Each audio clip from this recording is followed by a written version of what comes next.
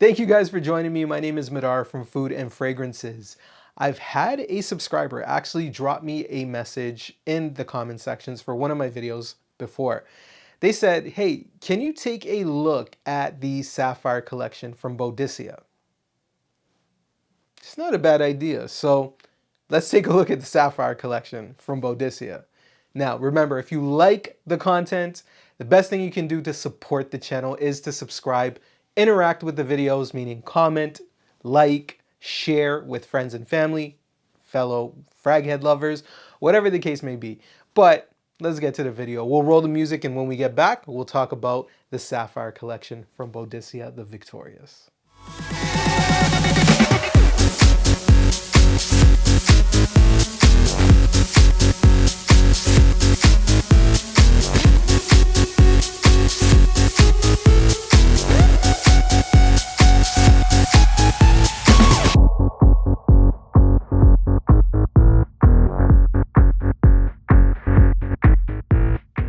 Thank you guys again for joining me. So this is sort of like a subscriber request video, which is cool because honestly, I love it when you guys interact on videos and request things. And if I have the means to do it, then I will do it because that's what it's about. I make these videos for you and for myself as well. I need to entertain myself, but most importantly, you guys want to know about the Sapphire Collection from Boadicea the Victorious.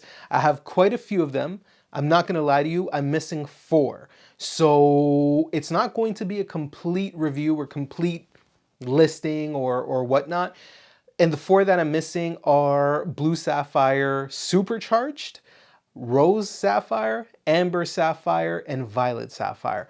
So I apologize if those were some of the ones that you're looking at. I do apologize. I have tried Violet Sapphire, so I will include it in this list, but there won't be any like footage or slow-mo or anything about like that. So I do apologize, but I mean, let's get to it. It's a very extensive list. It's a very cool list. And in my opinion, if you were further along in your fragrance journey and you didn't know kind of which route to go and check out with Boadicea the Victorious, in my opinion, I think the Sapphire is probably one of the best done type of series of fragrances.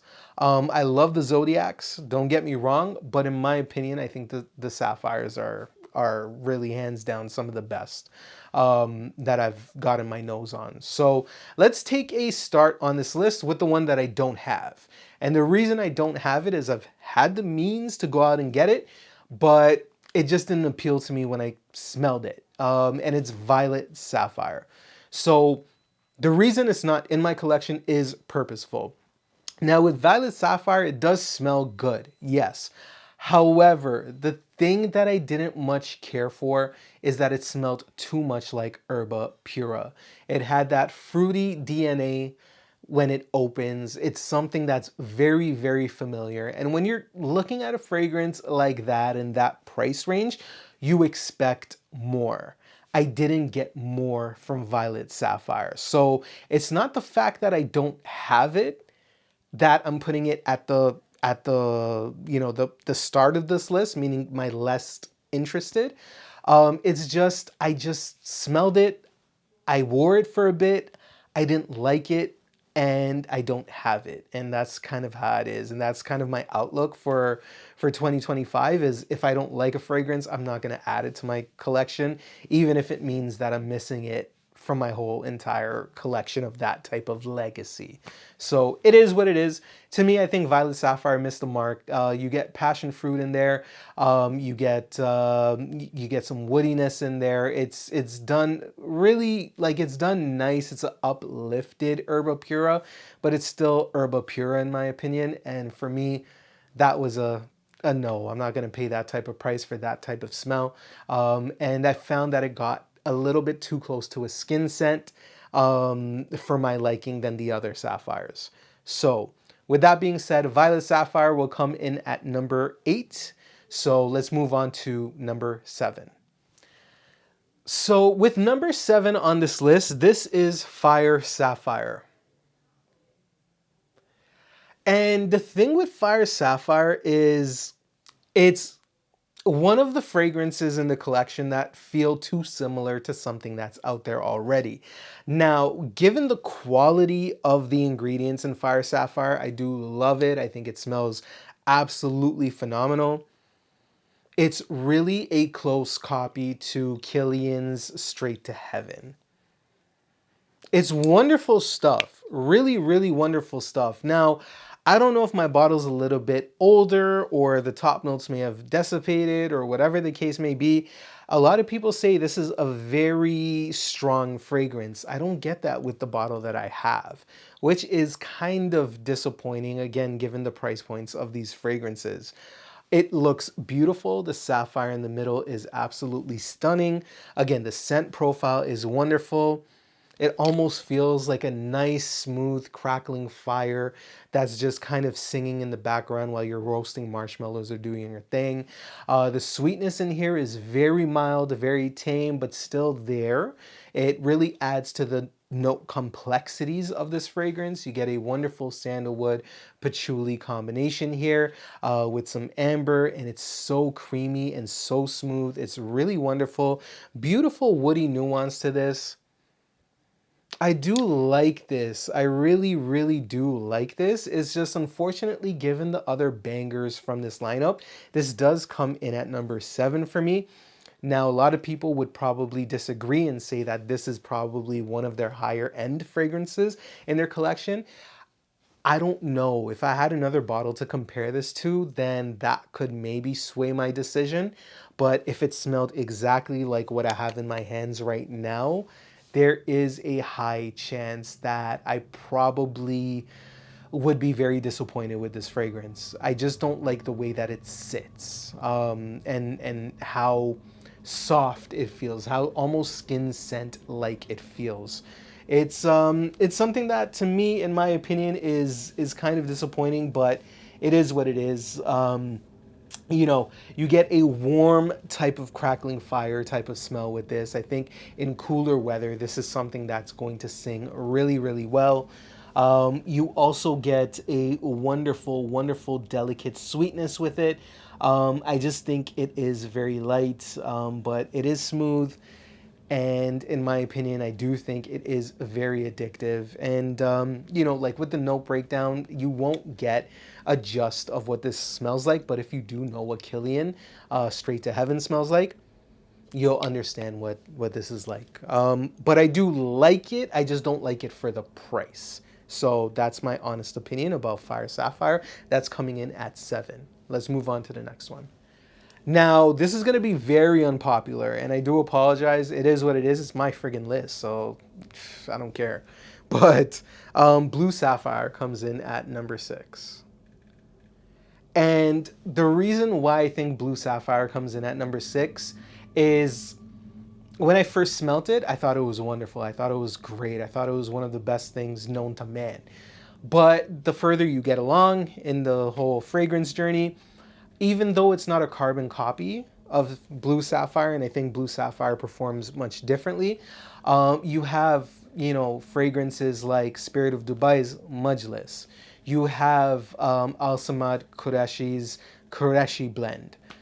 They're very, very similar. I'm not gonna lie to you. It's, you know, and when you're talking about price point, you know, for a fragrance like this, where to me, I just don't see it as a daily driver. I see it as something that is very unique, very special, very occasional. Having a full 100 ml of this, I just don't see myself ever getting through a bottle in my lifetime. And in my honest opinion, it's just, you know, when you have other iterations of it, you know, given what you're gonna wear it for, it might just be a better bang for your buck to kind of move towards that way, especially if you're somebody who's not willing to spend this type of money. However, just taking off the cap of this fragrance and actually holding it fairly low to sort of like my hip area, you can get the scent of Blue Sapphire directly off of the nozzle. It's very, very strong. It's very, very unique. In my opinion, the combination of notes, again, would not do it justice whatsoever. There's this tartness to it. There's this element of Middle Eastern to it. I think it's the saffron. I think there's some herbal aromatics in here. I think the aromas, the aromaticness of this is just wonderful, almost to the side that you could kind of maybe say it's medicinal, but not in a negative way. This is very pungent stuff. I think 2 to 3 sprays, you're going to be in a situation where you're really projecting a nice scent bubble, a comfortable scent bubble without being offensive. But again, this is something that you'd have to wear very, very carefully, because in my honest opinion, if you overspray, I think you're going to be very obnoxious, in my opinion. And it's just a scent that could permeate headaches. So you got to be really, really careful about that. But in my opinion, you get floral in here. You get a wonderful blend and composition of, you know, all the notes, with a beautiful backdrop of, if I'm not mistaken, amber. It's a really wonderful fragrance. It is really, really Middle Eastern, really, really sultry, I think, very mysterious. It's very unique. Nobody will be smelling like you. This is definitely a very unique take at a fragrance. So Blue Sapphire to me comes in at number 6 because there are similarities out there that are much cheaper. This fragrance is very situational, in my opinion. I don't think you could daily drive it. I don't think, you know, you'd wear it in you know, a particular occasion or a particular weather or whatnot. You're really saving this for something special. And again, when you're talking about 100 ml, that might be a little bit tough. In my opinion, Boadicea has the 10 ml travel sprays, or the samplers, that actually come in bottles sort of like this, but obviously more smaller. 10 ml I think would be more than enough, especially to add to your collection. I know it's probably not the same quality, but at the end of the day, if you want the juice, I think 10 ml would be more than enough. So Blue Sapphire at 6. All right, now number 5, this is where it's going to get more interesting, because I think, to me, all of these are very interchangeable except for the first two. I think the first two for me are very solidified on the list. But number 5 for me is Oud Sapphire. Oud Sapphire is magnificent. Kind of matches the ring. Oud Sapphire is magnificent. This is a wonderful take on an oud fragrance. Oh my gosh. This is a wonderful take on an oud fragrance. Holy shit. Oud leather. Oh my God, that is so clean and so friendly. This is a really good fragrance. Yeah, Oud Sapphire is just, it's smooth, it's delicate. At opening spray, it is very, very pungent, very strong. However, you get this beautiful lemon-like opening with this oud lurking in the background. This lovely, clean leather, very sharp in my opinion, but still not overpowering or headache-inducing or anything like that. This is blended extremely well. That opening is very solid. And then what happens is you get this pepperiness, this ambrette that really kind of adds this lovely, lovely spice to it, a tiny bit of a kick, which goes amazingly well with the leather. This is done extremely well. It's very smooth, very creamy, very, very, very pronounced. This is some upscale type of oud, in my honest opinion. Very wearable, not dank, not, you know, something that would weigh you down. I think it's very uplifting. Nice energy with this one. In my honest opinion, I think this is probably one of the better oud fragrances in my collection. Next to the artisanal stuff. The artisanal stuff, you know, if you like a little bit of that dankness, you know, you can't get that from, you know, this type of avenue. But the loveliness that this fragrance really portrays, the elegance that this fragrance really portrays, this is wonderful stuff. So if you want something that's a little bit more badass, I think, you know, with that beautiful leather that gets smoothed out by an oud, oh, great, great stuff. Almost fresh, like of warmth to it, or spiciness to it. You're looking at a wonderful peppery kick to it with that oud. Really done extremely, extremely well. You're getting wonderful creaminess in the dry down with the sandalwood. I think, you know, this one, If the other ones didn't exist, this one could have been a top dog. I almost had it above the next one coming up, but in my opinion, I think Oud Sapphire is ridiculous. And we'll move on to the next one. Now, the next one, in my opinion, this one I got fairly earlier into my sapphire journey. This is Carbon Sapphire. I don't know if you can tell from the bottle color, but Carbon Sapphire is just redonkulous. I remember the first time I smelled this sample, I immediately rushed out to go and get a bottle of this because almost nothing like it. To me, I don't know if you guys have smelt it. I hope you have, but if you haven't smelt it, to me, it's almost in that same avenue as a Oud Blue Intense from Fragrance du Bois. A wonderful Oud Rose combination with this, something that the Fragrance du Bois doesn't have. Oud Rose combination, but the amber in here, in my opinion, is so wonderful. It's so wonderful. It's such a nice composition. It's very elegant. It's very classy. I think you get wonderful aromatics with this. It is spicy, but in my honest opinion, it's a very unique taste, unique take on a Oud Rose fragrance. I'm just going to give it a little bit of a spray here. Wonderful atomizers with Boadicea. I do kind of like it. Yeah, just in the air, my goodness. It's so nice. Yeah, you're getting cypriol oil, you're getting ambers, you're getting oud, you're getting a rose, a beautiful floral composition. It's very clean. Again, it's not heavy. It doesn't weigh you down. In the air, especially when it's cooler, this fragrance is bursting with energy. I think, in my opinion, coming in at number 4, this is a very close number 3 for me. I think Carbon Sapphire is just something you need to get your nose on. It's a very unique take on the Oud Rose combination. I do feel like the rose is a little bit dark. It's still singing in the background. You almost get like a geranium type of rose feel, but there is still a little bit of that warmth from a darker rose mixed with a clean oud. This is a very good fragrance, in my honest opinion. I think Carbon Sapphire,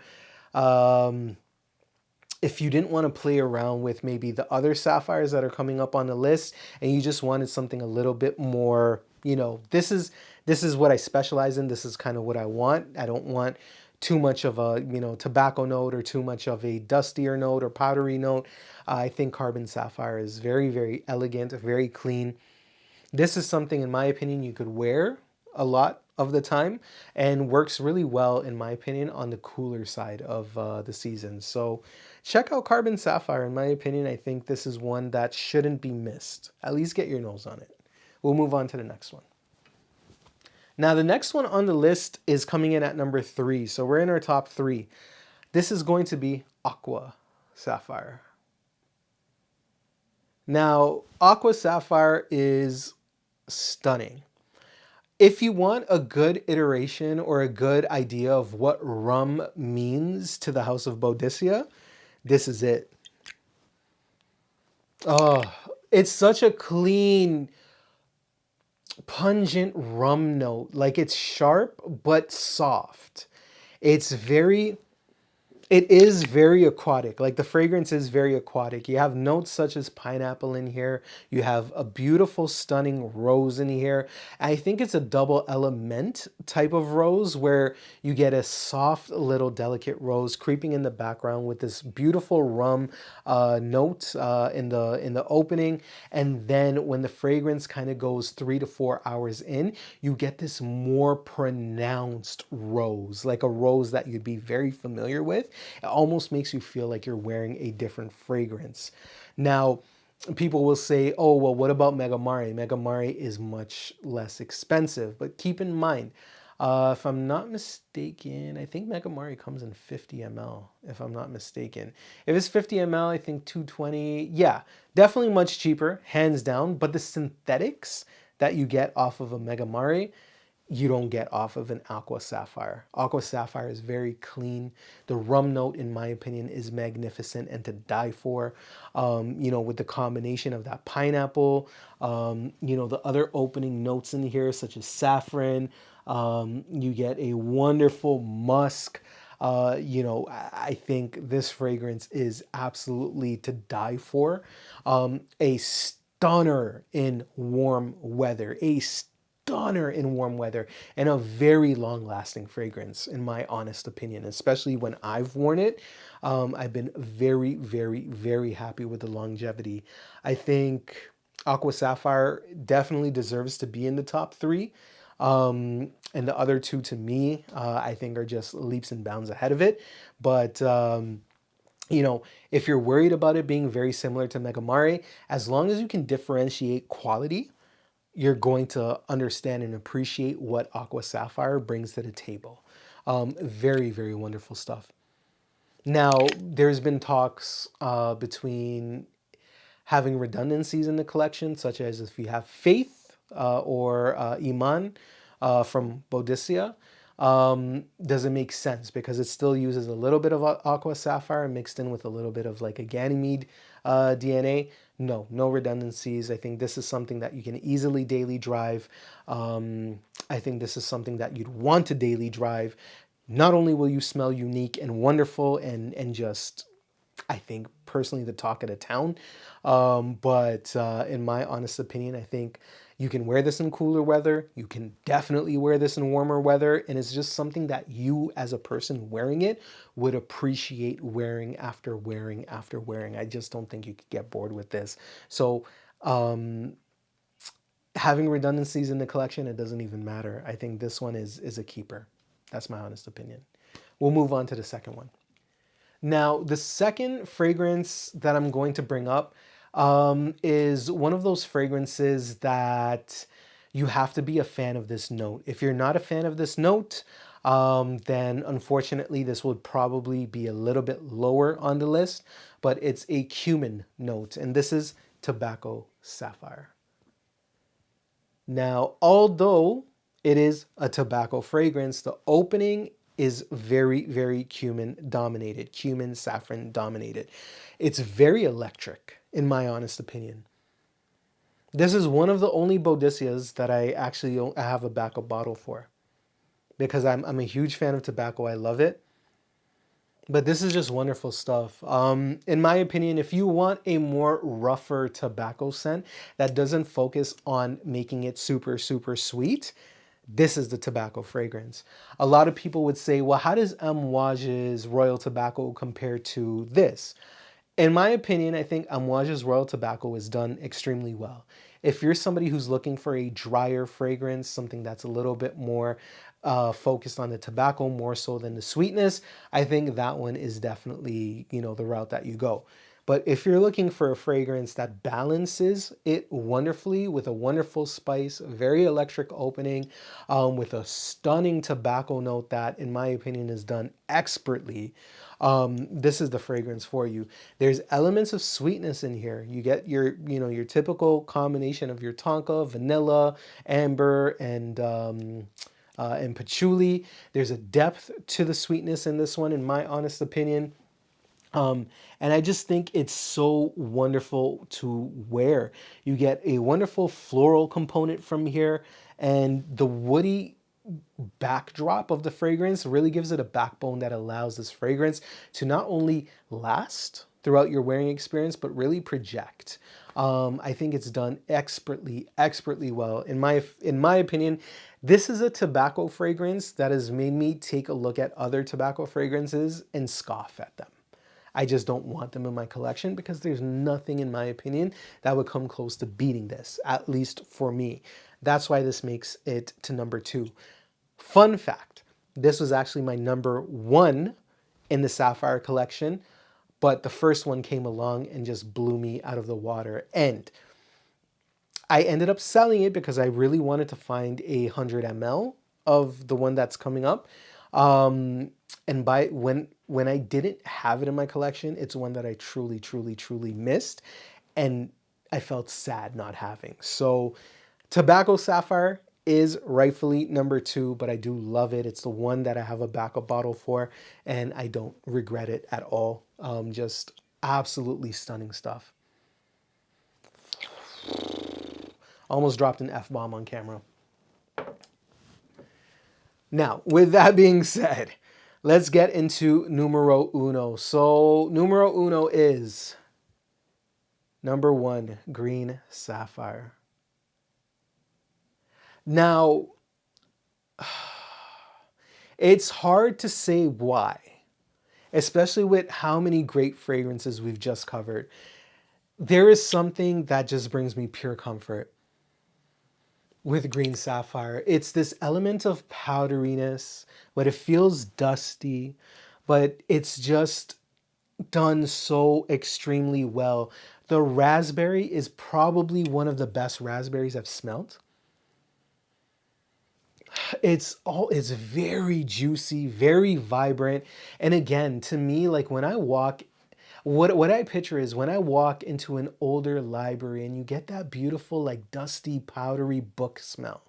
Something that you kind of feel home, like it feels like you're at home, especially if you're a fan of like libraries and you like to read and stuff like that. This is what that gives you. It's very unique. I haven't smelt anything like Green Sapphire in any other type of fragrance. So I don't necessarily want to say it's an original composition because we are talking about Boadicea. I'm not going to lie to you. But the way that this is done is just unbelievable. It really is unbelievable. Oh my God, there's this beautiful sweetness. It's almost candied, but it gets pushed down and tamed by this wonderful woody nuance. This stunning, stunning raspberry, this stunning, stunning powdery element, this wonderful musk. You know, without getting it wrong, I've made my notes, and I do reference my notes, but you know, you get this wonderful raspberry, you get this wonderful cashmere, and the cashmere, in my opinion, is what gives this fragrance its smoothness. The smoothness is unmatched. When I've shown this to people and they've smelt it, their first reaction is, wow, holy. And rightfully so. You know, you get pine in here, you get cedar wood, and you get that sharpness, right, of the earthy elements. But then it also gets tamed by this beautiful sandalwood and violet leaf. You know, to me, it almost kind of feels antique, but not really. It's dusty, it's powdery, it's juicy, it's candied, it's just stunning, stunning, stunning stuff. And that's the joy of, you know, of the Sapphire collection. With the Zodiacs, I love the Zodiacs, don't get me wrong. I think the Zodiacs are absolutely stunning. It's just, they're very similar to things that exist. And the justification behind price point is something that, you know, people concern themselves with, and rightfully so. To me, again, I went out of my way to sell my partial. I think my partial was like down here to get a full bottle. And when I didn't have it in my collection, I was like, shh, I miss this. I need this. I need this. This is one of the only fragrances in my collection that make me scream or say that I need this. So wonderful, wonderful, wonderful stuff. In my opinion, rightfully deserved Green Sapphire at the number 1 spot. So if we were to recap, Violet Sapphire, to me, I just don't think it was worth it to add into my collection. That's why I came in at number 8. Fire Sapphire, I think it's very similar to Killian, unfortunately. And for me, again, it wears very, very light, which really irritates my soul. That comes in at number 7. Blue Sapphire, to me, is very, very occasional. You know, it's really good, very, very unique take, but it's very situational. I think 10 ml would just do you fine. That's why it comes in at 6. At 5, what did I say? I said Oud Sapphire. Am I right? Did I say Oud Sapphire? At number 5, I believe Oud Sapphire, but in my opinion, I think that's where the real list kind of starts, and it's very interchangeable. I got Oud Sapphire over here. Just beautiful, clean leather and very creamy on the dry down, and it does last. Beautiful stuff. Number 4 was Carbon Sapphire, which I have right over here. And carbon sapphire is there's a beautiful elegance to this, a wonderful delicacy to this, which is so, so good, and a beautiful oud rose combination, where in my opinion, I feel like the rose feels a little bit more like geranium, very green, stemmy, but still just beautiful with the amber touch. Number 3 being Aqua Sapphire. Aqua Sapphire to me is just a very, very beautifully done fragrance, delicate, transitional, something that gives you almost a 2 fragrance like wearing, very justified with the price difference, especially when you're talking about something that smells similar in this house of Megamari from Ortho Parisi. And then number 2 being Tobacco Sapphire, probably one of the best tobaccos that I've smelt in fragrance to this date. And then number 1 being Green Sapphire. So my question to you guys is, what do you guys think of the list? What are your thoughts? Do you agree? Do you disagree? Would you put something here, high, low, whatever, not included on the list? Do you think I should check out the other 3 that I don't have? Supercharged, blue sapphire, supercharged, rose sapphire, or amber sapphire? Let me know why. And most importantly, if you guys have suggestions for videos, especially for the fragrances I have in my collection, please let me know and I'd be more than happy to film it for you. My honest truth and my pleasure bringing content to you like this. Again, thank you guys so much for your support. Support the channel, subscribe, like, share the content. Catch you guys on the next one. Much love. Peace out. Bye.